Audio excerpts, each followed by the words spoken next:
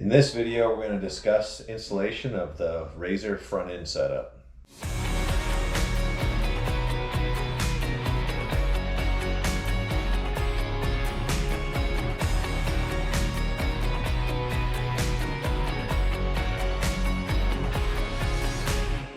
All right, so we get this question quite often on how to install the RZR front end setup. First, we'll talk about the car and about removing your existing front end setup. Now, on this particular car, it's exactly the same as the RZR, where you grab both wheels, twist and pull. One wheel will come off, and you can set that aside, use it on another rig, whatever. But this car is now ready for the RZR front end to be installed on it. You might run into on the Mega Gs, Mega G Pluses, and other cars where the front rims are really attached, like bonded to the axle.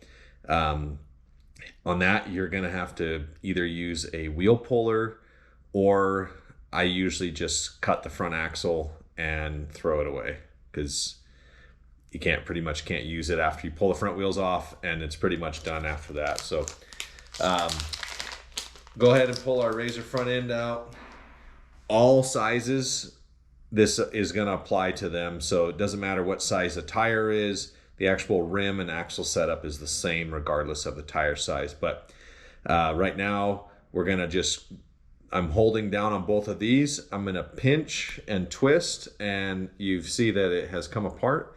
This side over here, we use Loctite, and that side is locked down on there. It's very rare that that side comes out, but now, depending on if you want to use long or short wheelbase, which in this instance, we're just going to put it back into short wheelbase, and we will install just by pressing it on there. And you want to make sure that you have the right amount of side play. I would recommend on a like a AFX or a Tyco track, a sectional that has a lot of joints, I would probably run my front end a little bit looser than I would on a routed track, where on the routed track, I'd run it a little bit tighter. You do want to have a little bit of play there, but you don't want to have a bunch of slop.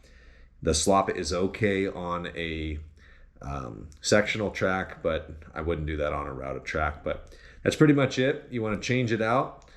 You go ahead and pull and twist, comes back out. You can install it again. Watch out so you don't push it all the way on and poke your finger. It's not fun, but that's the RZR front end setup. It's going to apply to any car you go ahead and put it on.